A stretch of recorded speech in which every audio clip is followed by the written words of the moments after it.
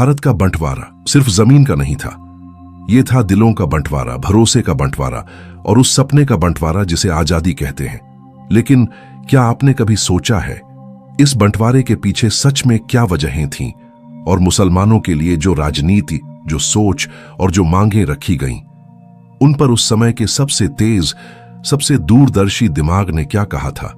जी हां, हम बात कर रहे हैं डॉक्टर भीमराव अंबेडकर की, वो शख्स जिनकी कलम तलवार से भी ज्यादा तेज थी और जिनका दिमाग सियासत के हर खेल को आर पार देख सकता था।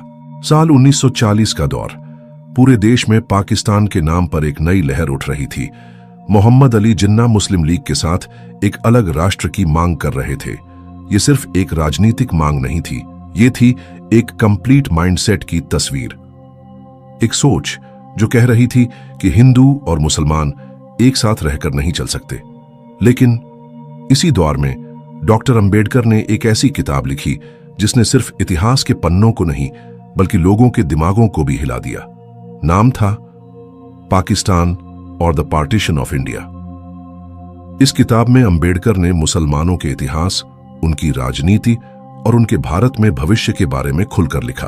उन्होंने न सिर्फ जिन्ना और मुस्लिम लीग की सोच को परखा बल्कि हिंदू समाज को भी आईना दिखाया और सबसे अहम, उन्होंने मुसलमानों के लिए ऐसे विचार रखे जो आज भी सुनकर लोग हैरान हो जाते हैं, क्योंकि उन्होंने न तो सिर्फ आलोचना की और न ही सिर्फ समर्थन, बल्कि उन्होंने कड़वी सच्चाई को बिना किसी डर के शब्दों में ढाल दिया।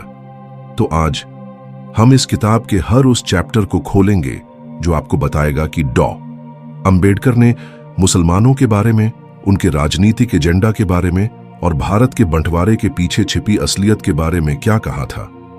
ये कहानी है इतिहास, राजनीति और सच्चाई की, जिसे अगर आप समझ गए तो बंटवारे को सिर्फ एक तारीख नहीं बल्कि एक जिंदा हकीकत की तरह महसूस करेंगे। चैप्टर 1, हिंदुस्तान का सवाल और पाकिस्तान का सपना। क्या आपने कभी सोचा है अगर 1948 में देश का बंटवारा न हुआ होता तो आज का हिंदुस्तान कैसा होता? क्या वाकई हिंदू और मुस्लिम एक ही राजनीतिक ढांचे में शांतिपूर्वक रह सकते थे या फिर टकराव तय था? और सबसे बड़ा सवाल, डॉक्टर भीमराव अंबेडकर, जो सामाजिक न्याय और संविधान निर्माण के महानायक माने जाते हैं, उन्होंने इस बंटवारे और मुसलमानों के बारे में आखिर क्या कहा था? यह कहानी सिर्फ नक्शे की लकीरों की नहीं है, यह कहानी है संघर्ष, शक, विश्वास और राजनीति के उस खेल की जिसने भारत के इतिहास की दिशा बदल दी। डॉक्टर अंबेडकर की किताब पाकिस्तान और द पार्टीशन ऑफ इंडिया इस बहस को ऐसे सर्जिकल प्रिसीजन से काटती है जैसे कोई सच्चाई की तह तक उतर रहा हो, न किसी के डर से, न किसी दबाव में। आजादी से पहले का माहौल 1940 का दशक। भारत आजादी के दरवाजे पर खड़ा था, लेकिन उस दरवाजे की चाबी दो हाथों में थी। एक हाथ में कांग्रेस, जो एकजुट भारत का सपना देख रही थी। दूसरे हाथ में मुस्लिम लीग, जो दो कौम थ्योरी को अपनी जान मानती थी, यानी हिंदू और मुस्लिम दो अलग अलग राष्ट्र हैं और एक ही देश में नहीं रह सकते। यहीं पर आते हैं डॉक्टर अंबेडकर। उन्होंने न कांग्रेस का अंधा समर्थन किया, न मुस्लिम लीग की बातों में बह गए। उनका मकसद साफ था, भारत के भविष्य को भावनाओं के बजाय तथ्यों और इतिहास के आधार पर समझना। अंबेडकर का शुरुआती सवाल। अंबेडकर कहते हैं, सवाल यह नहीं है कि पाकिस्तान बनना चाहिए या नहीं, सवाल यह है कि क्या हिंदू और मुसलमान एक राष्ट्र के रूप में एक ही सरकार के तहत एक साथ रह सकते हैं। उन्होंने साफ शब्दों में कहा, भारत में हिंदू और मुस्लिम के बीच का फर्क सिर्फ धर्म का नहीं है, बल्कि उनकी सामाजिक आदतों, रीति रिवाजों, खान पान, पहनावे और यहां तक कि सोचने समझने के तरीके तक में गहरी खाई है। इतिहास की गवाही।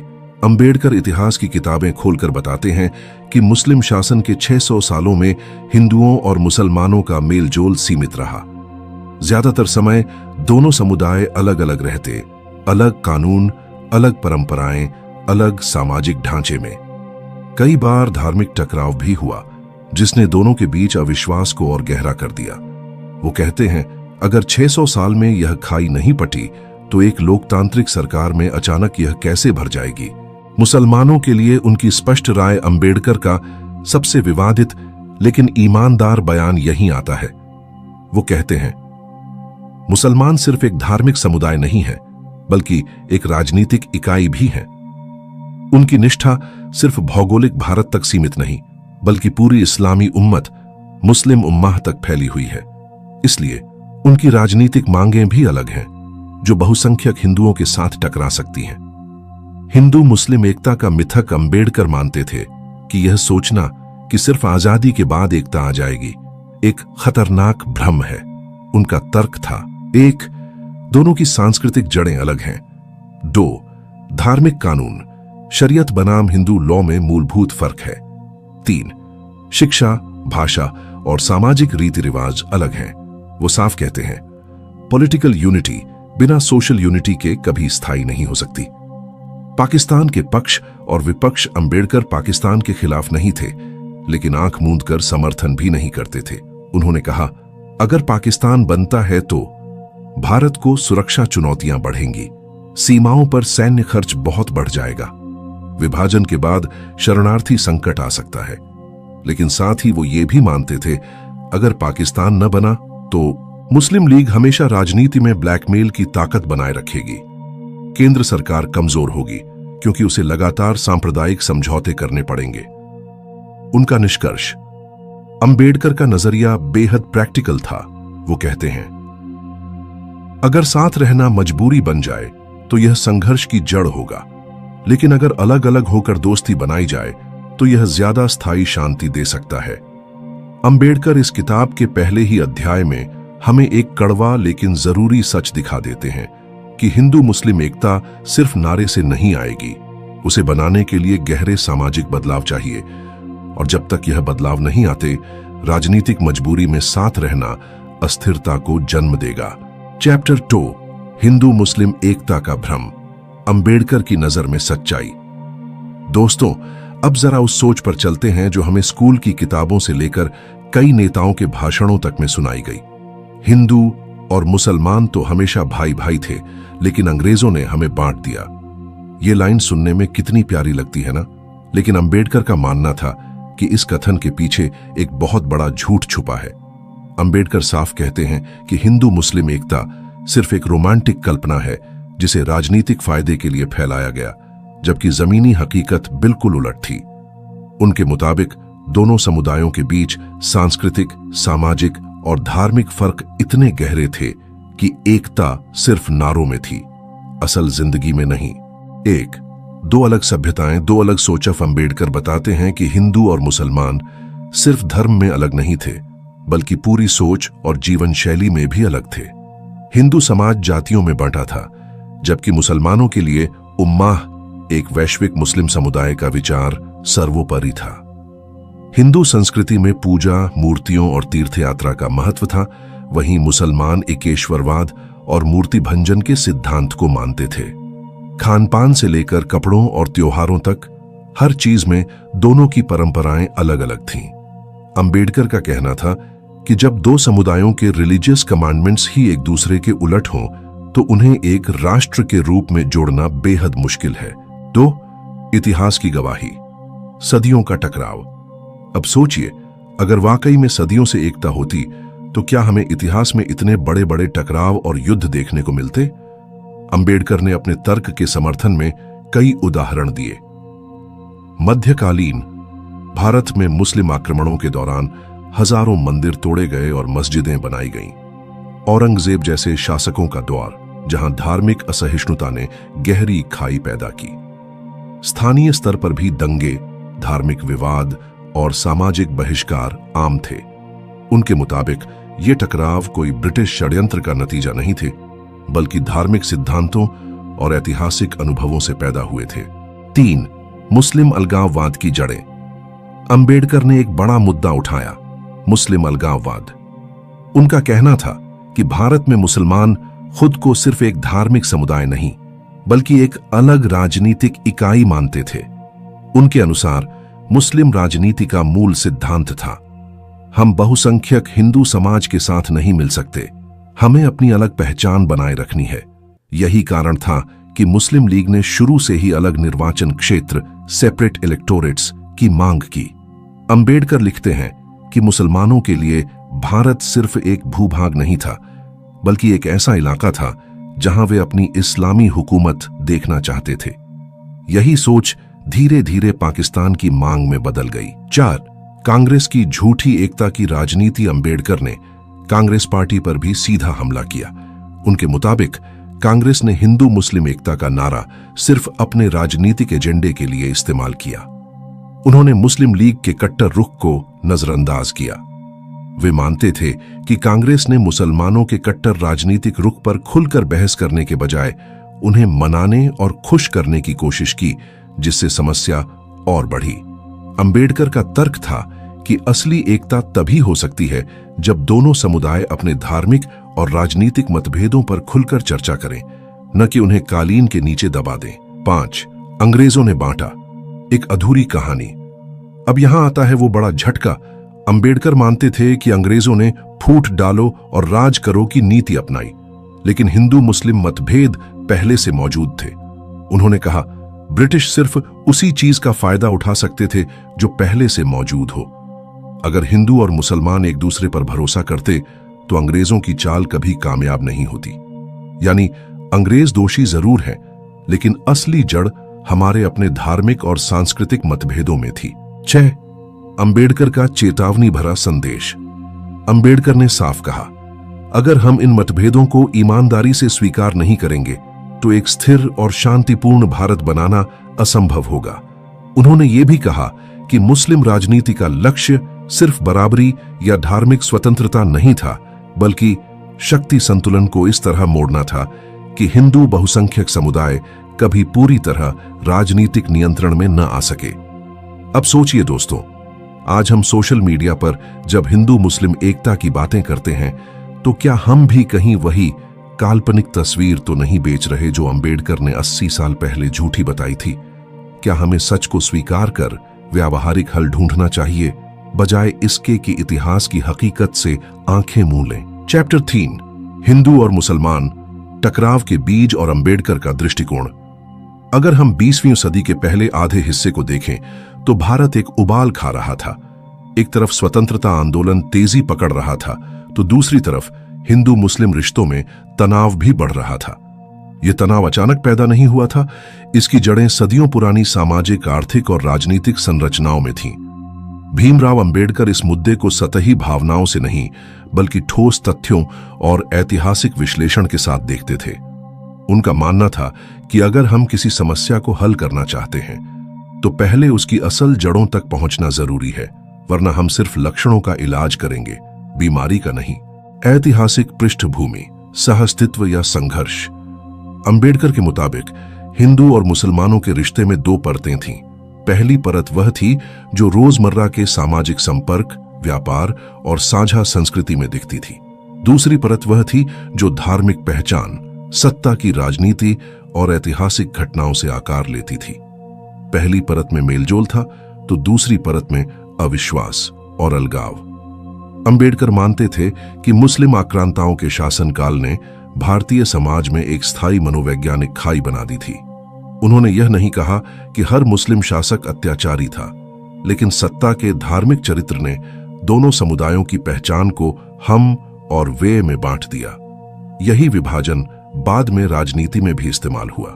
ब्रिटिश राज और सांप्रदायिक राजनीति। अंबेडकर ने विस्तार से लिखा कि ब्रिटिश सरकार ने इस खाई को और गहरा किया। डिवाइड एंड रूल यानी बांटो और राज करो की नीति के तहत उन्होंने हिंदू मुस्लिम मतभेदों को बढ़ावा दिया। अलग अलग मतदाता सूची, धार्मिक आधार पर आरक्षण और सांप्रदायिक प्रतिनिधित्व की नीतियों ने दोनों समुदायों के बीच प्रतिस्पर्धा और अविश्वास को संस्थागत बना दिया। अंबेडकर के अनुसार अगर हम सिर्फ ब्रिटिशों को दोष दें तो यह आधा सच होगा।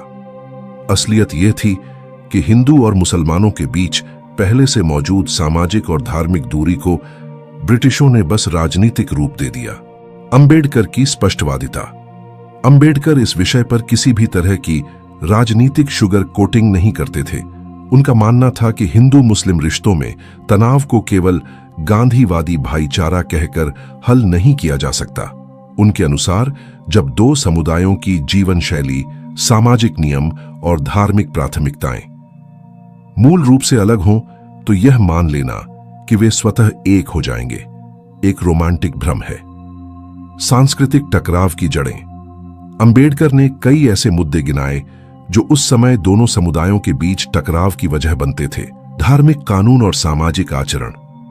मुसलमान शरीयत पर आधारित कानून मानते थे, जबकि हिंदू अपने धर्मशास्त्रों को। खान पान और रीति रिवाज, जैसे गोमांस का मुद्दा, जो हिंदुओं के लिए धार्मिक भावना से जुड़ा था। धार्मिक स्थलों का विवाद। ऐतिहासिक मस्जिद मंदिर विवादों का असर पीढ़ियों तक चला। अंबेडकर ने लिखा कि ये मुद्दे केवल धार्मिक भावनाएं नहीं, बल्कि सामाजिक व्यवस्था और पहचान से भी जुड़े थे। राजनीति में प्रतिनिधित्व का सवाल। एक बड़ा विवाद राजनीतिक प्रतिनिधित्व को लेकर था।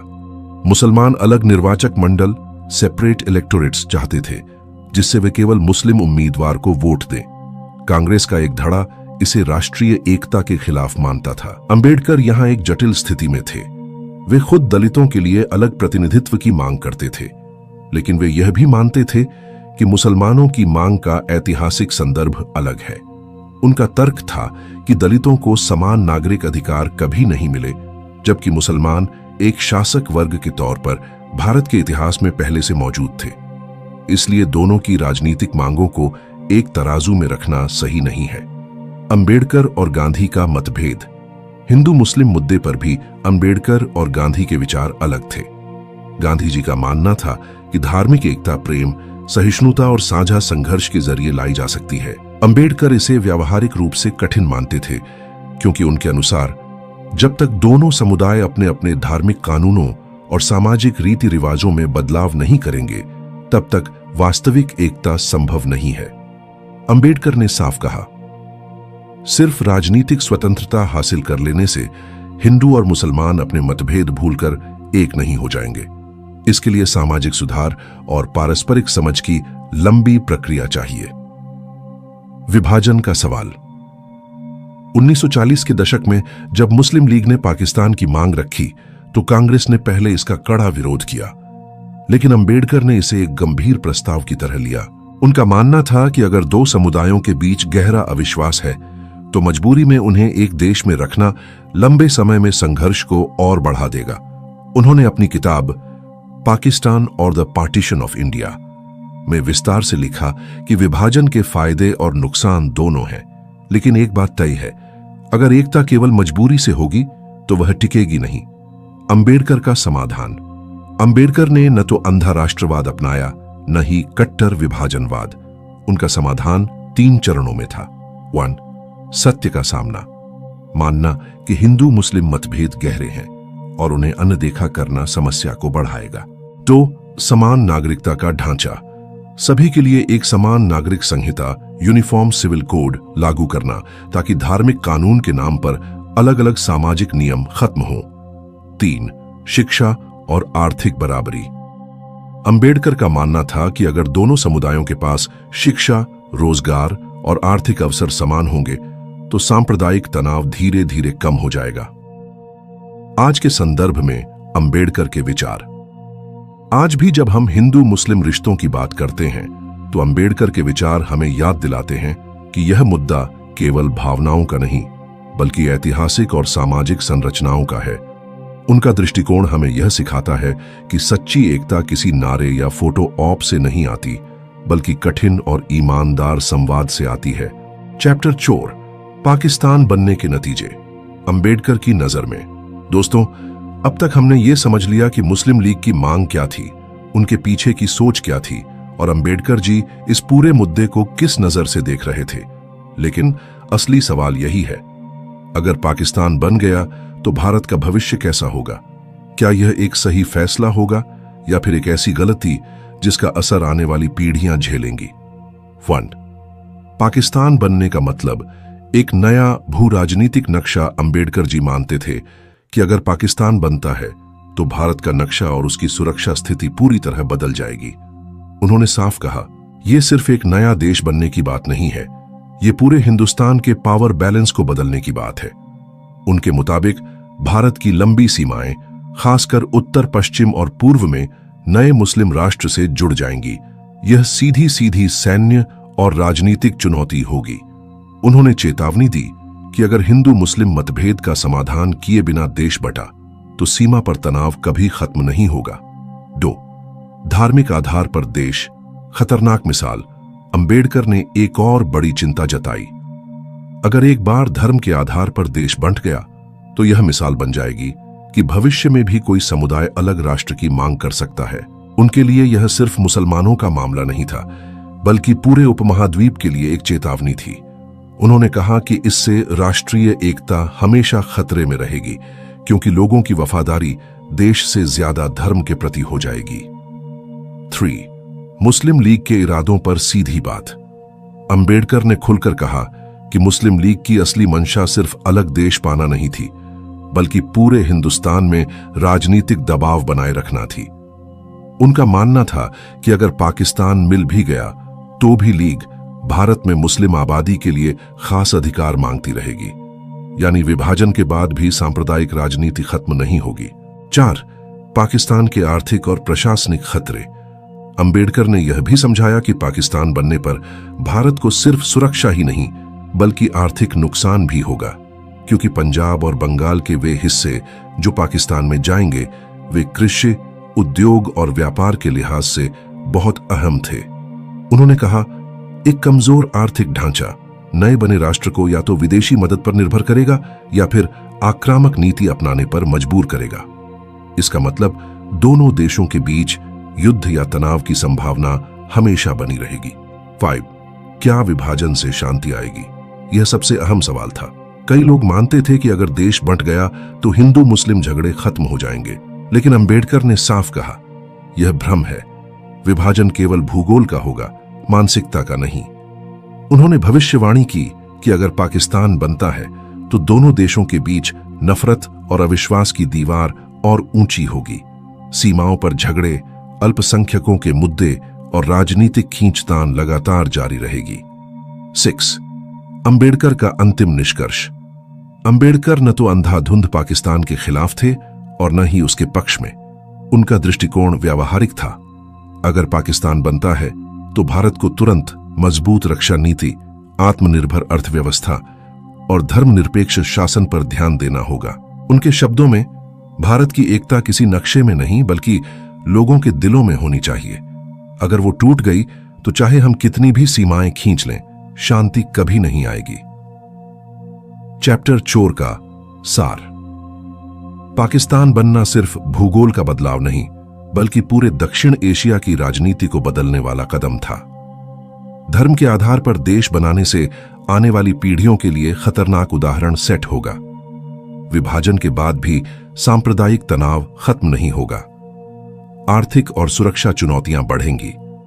असली समाधान लोगों की सोच बदलने और एकता को दिलों में बसाने से ही होगा। चैप्टर 5, भारत का विभाजन और डॉ अंबेडकर का अंतिम दृष्टिकोण। दोस्तों, जैसे जैसे किताब पाकिस्तान और द पार्टीशन ऑफ इंडिया अपने आखिरी पड़ाव की ओर बढ़ती है, डॉ भीमराव अंबेडकर का विश्लेषण और भी गहरा और कई बार चुभता हुआ हो जाता है। ये वो हिस्सा है जहां वे न सिर्फ इतिहास और राजनीति का विश्लेषण करते हैं बल्कि आने वाले भारत के लिए चेतावनी भी देते हैं। वो कहते हैं, पार्टीशन सिर्फ जमीन का बंटवारा नहीं बल्कि दिलों का भी बंटवारा है, और यह बंटवारा अगर एक बार हो गया तो सदियों तक उसके असर मिटाना मुश्किल होगा। 1. पाकिस्तान का जन्म, जमीन के टुकड़े या मानसिक दीवारें। अंबेडकर साफ लिखते हैं कि अगर पाकिस्तान बनता है तो यह सिर्फ नक्शे पर एक नई लाइन खींचने का मामला नहीं होगा। असली खतरा उस मानसिकता से है जो इस लाइन के दोनों तरफ पनपेगी। वो कहते हैं, मुस्लिम लीग सिर्फ अलग देश नहीं चाहती, वो एक ऐसी विचारधारा चाहती है जिसमें हिंदू और मुसलमान हमेशा दो अलग कौम रहे। अंबेडकर मानते हैं कि भले ही विभाजन को रोकने के लिए नेताओं ने तमाम कोशिशें की, लेकिन मुस्लिम लीग का मन पहले ही तय था, और अगर हम जबरदस्ती उन्हें भारत में रखते भी तो अंदरूनी तनाव कभी खत्म नहीं होता। दोस्त, विभाजन के फायदे। एक कड़वा सच। अब यहां अंबेडकर का नजरिया थोड़ा चौंकाने वाला है। वो लिखते हैं कि अगर पाकिस्तान बन भी जाए तो एक फायदा यह होगा कि भारत के भीतर मुस्लिम राजनीति का दबाव कम हो जाएगा। उनका कहना था कि आज अगर 25% मुस्लिम आबादी पूरे भारत में फैली है तो उनकी राजनीतिक मांगें और वोट बैंक की राजनीति हर जगह असर डालती है। लेकिन पाकिस्तान बनने के बाद भारत में मुस्लिम आबादी का अनुपात घटेगा और हिंदू समाज को एक स्थिर राजनीतिक माहौल मिल सकता है। यानी अंबेडकर इस संभावना को भी देखते हैं कि बंटवारे के बाद भारत आंतरिक तौर पर मजबूत हो सकता है, हालांकि यह ताकत एक भारी कीमत पर आएगी। 3.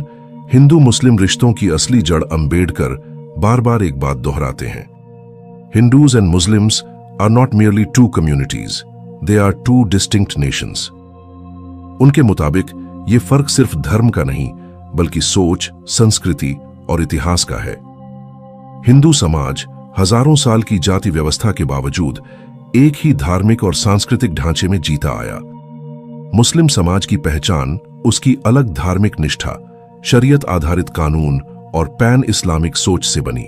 अंबेडकर मानते हैं कि इन दोनों को एक ही संविधान, एक ही राजनीतिक ढांचे में समेटना आसान नहीं होगा जब तक दोनों तरफ से गहरी समझौते की भावना न हो, जो उस समय नजर नहीं आ रही थी।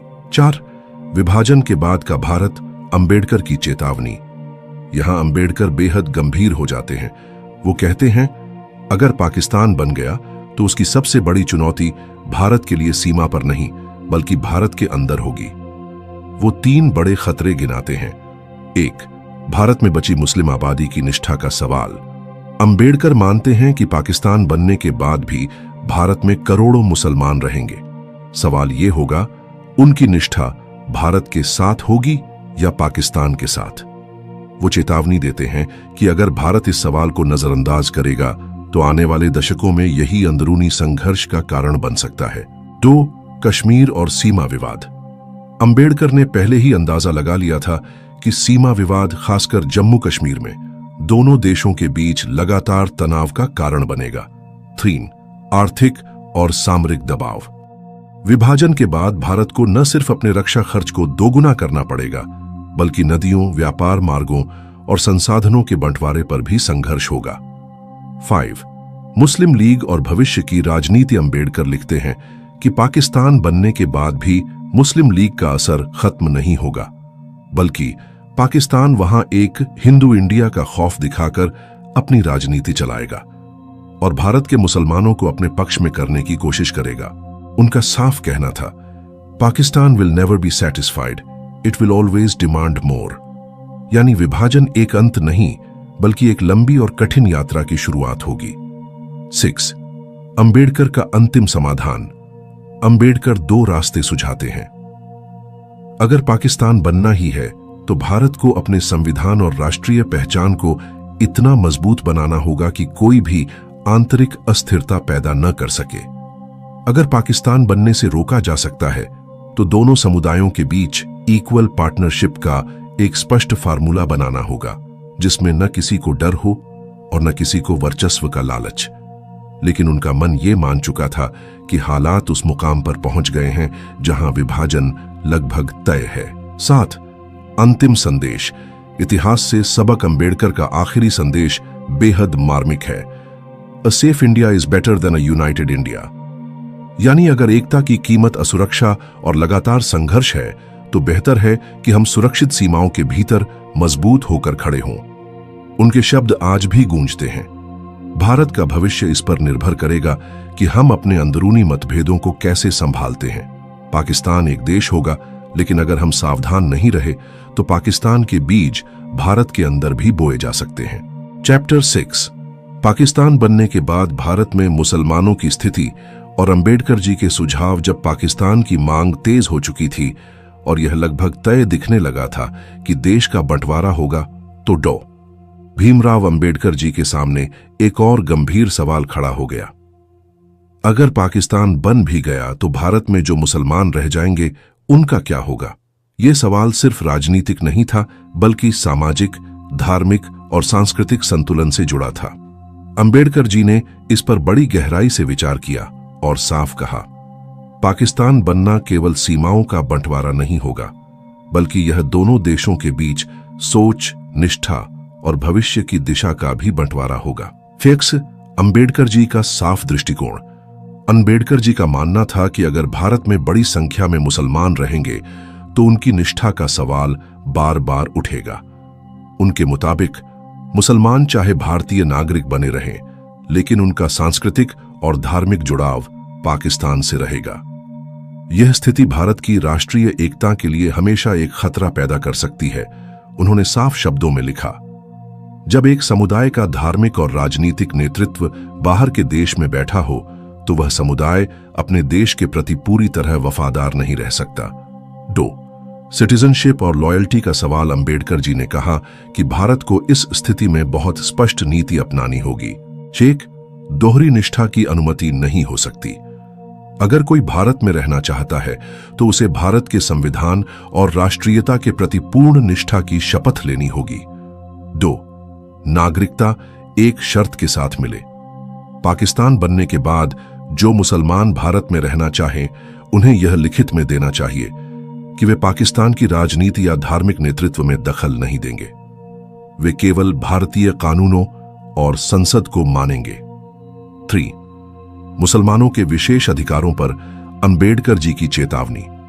अंबेडकर जी ने यह भी चेतावनी दी कि अगर विभाजन के बाद भी भारत में मुसलमानों को राजनीतिक रूप से अल्पसंख्यक विशेषाधिकार माइनॉरिटी प्रिविलेजेस दिए गए तो यह फिर से वही समस्याएं पैदा करेगा जो विभाजन से पहले हुई थी। उनका कहना था, अगर हमने फिर से उन्हें राजनीतिक रूप से अलग पहचान दी तो एक और पाकिस्तान बनने का बीज बो देंगे। 4. रिप्रेजेंटेशन और रिजर्वेशन पर राय। अंबेडकर जी का मानना था कि मुसलमानों को संसद और विधानसभाओं में समान नागरिक के तौर पर अवसर मिलना चाहिए, लेकिन अलग से राजनीतिक आरक्षण नहीं होना चाहिए। उन्हें शिक्षा, नौकरियों और व्यापार में समान प्रतिस्पर्धा का मौका दिया जाए, लेकिन धर्म के आधार पर राजनीतिक सौदेबाजी नहीं होनी चाहिए। उनके मुताबिक अगर पाकिस्तान के निर्माण के बाद भी भारत में मुस्लिम राजनीति उसी रूप में जारी रही तो यह भारत के लिए हमेशा अस्थिरता का कारण बनेगा। 5. सीमा पार सांस्कृतिक और राजनीतिक जुड़ाव का खतरा।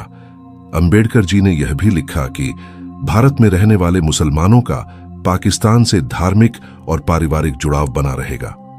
इस जुड़ाव का इस्तेमाल भविष्य में विदेशी ताकतें भारत के खिलाफ कर सकती हैं।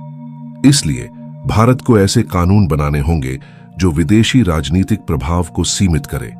उन्होंने कहा, हम भावनाओं के सहारे राष्ट्र नहीं चला सकते। हमें वास्तविकता को पहचानकर ठोस नीतियां बनानी होंगी। 6. अंबेडकर जी के व्यावहारिक सुझाव। अंबेडकर जी ने इस समस्या से निपटने के लिए कुछ स्पष्ट सुझाव दिए। 1. कानूनी शपथ, ओथ ऑफ एलिजेंस। हर मुस्लिम जो भारत में रहना चाहे उसे संसद के सामने यह शपथ लेनी होगी कि वह भारत के प्रति पूर्ण निष्ठा रखेगा। 2. पॉलिटिकल सेफगार्ड्स हटाना। अलग से चुनावी प्रतिनिधित्व, सेपरेट इलेक्टोरेट्स पूरी तरह खत्म हो। किसी भी राजनीतिक दल को धार्मिक आधार पर चुनाव प्रचार करने की अनुमति न हो। 3. एक समान नागरिक संहिता, यूनिफॉर्म सिविल कोड। सभी नागरिकों के लिए एक समान कानून लागू हो, चाहे वे किसी भी धर्म के हों। धर्म के नाम पर अलग पर्सनल लॉ न हो, क्योंकि यह राष्ट्रीय एकता को कमजोर करता है। 7. राष्ट्रहित बनाम अल्पसंख्यक राजनीति। अंबेडकर जी ने साफ कहा कि राष्ट्रहित को व्यक्तिगत या धार्मिक हितों से ऊपर रखना होगा। उनके शब्दों में, अगर आप किसी देश में रहना चाहते हैं तो आपको उस देश के नियम, संस्कृति और संविधान को पूरी निष्ठा से मानना होगा। उन्होंने यह भी कहा कि भारत को धर्मनिरपेक्ष, सेक्युलर रहना चाहिए, लेकिन धर्मनिरपेक्षता का मतलब यह नहीं कि हम राष्ट्र की सुरक्षा और एकता के मुद्दों पर आंख बंद कर लें। 8. आज के समय में अंबेडकर जी के विचारों की प्रासंगिकता। अगर हम आज के दौर को देखें तो अंबेडकर जी की बातें कहीं ज्यादा प्रासंगिक लगती हैं। आज भी भारत में दोहरी निष्ठा, ड्यूअल लॉयल्टी का मुद्दा बार बार चर्चा में आता है। धार्मिक पहचान और राजनीतिक एजेंडा का मिश्रण कई बार राष्ट्रीय एकता के लिए चुनौती बनता है। अंबेडकर जी के विचार हमें याद दिलाते हैं कि राष्ट्र निर्माण केवल भावनाओं से नहीं बल्कि ठोस नीतियों और स्पष्ट दृष्टिकोण से होता है। इस अध्याय का सार डॉ. भीमराव अंबेडकर जी ने पाकिस्तान बनने के बाद भारत में मुसलमानों की स्थिति को लेकर बेहद स्पष्ट, निडर और व्यावहारिक सुझाव दिए। उन्होंने कहा कि दोहरी निष्ठा की अनुमति नहीं होनी चाहिए, अलग राजनीतिक पहचान खत्म होनी चाहिए, समान नागरिक संहिता लागू होनी चाहिए, राष्ट्रहित सर्वोपरि होना चाहिए। निष्कर्ष और समापन। दोस्तों, पाकिस्तान और द पार्टीशन ऑफ इंडिया में डॉक्टर भीमराव अंबेडकर जी ने सिर्फ एक ऐतिहासिक घटना का विश्लेषण नहीं किया, बल्कि इस सब के पीछे की मानसिकता, सामाजिक संरचना और राजनीति को गहराई से समझाया। उन्होंने स्पष्ट किया कि हिंदू मुस्लिम विवाद केवल सत्ता या जमीन का झगड़ा नहीं था, बल्कि यह दो अलग अलग सोच, संस्कृति और जीवन शैली का टकराव था। अंबेडकर जी का मानना था कि अगर इन दोनों समुदायों की सोच और लक्ष्य में इतना बड़ा अंतर है, तो केवल साथ रहने की मजबूरी से शांति नहीं आ सकती। उन्होंने मुस्लिम समाज की अलग राजनीतिक आकांक्षाओं, शरीयत आधारित कानून की चाह और सामूहिक पहचान को ध्यान में रखते हुए साफ कहा कि अलग राष्ट्र की मांग को केवल भावनात्मक नारों से रोका नहीं जा सकता। उनका सबसे बड़ा योगदान यह था कि उन्होंने इस विषय पर बिना किसी पक्षपात के दोनों पक्षों की कमजोरियों और ताकतों को उजागर किया। उन्होंने हिंदुओं से यह कहा कि मुस्लिम समाज की अलग पहचान को नजरअंदाज करना एक ऐतिहासिक भूल होगी, और मुसलमानों से यह कहा कि हिंदुओं को मात्र बहुसंख्यक होने के कारण खतरा मानना गलत है। अंबेडकर जी का यह दृष्टिकोण हमें यह सिखाता है कि किसी भी समाज में स्थायी शांति केवल सच्चाई को स्वीकार करने और यथार्थ के आधार पर समाधान खोजने से ही आ सकती है, न कि दिखावटी एकता या राजनीतिक मजबूरियों से। आज जब हम इतिहास को पीछे मुड़कर देखते हैं, तो हमें यह एहसास होता है कि अगर उनके सुझावों को गंभीरता से लिया जाता, तो शायद विभाजन की पीड़ा और उससे जुड़ा खून खराबा कम हो सकता था। लेकिन जैसा कि वे कहते थे, इतिहास से सीखने वाले ही भविष्य को बेहतर बना सकते हैं। तो दोस्तों, यह किताब केवल अतीत की कहानी नहीं, बल्कि वर्तमान और भविष्य के लिए एक चेतावनी है। अगर हम आज भी समाज में मौजूद दरारों को समझकर उन्हें सही तरीके से भरने की कोशिश न करें, तो वही गलतियां हम दोहराने में वक्त नहीं लगेगा। और अगर आपको अंबेडकर जी के विचारों और इतिहास की यह यात्रा रोचक लगी, तो इस वीडियो को लाइक और शेयर जरूर करें।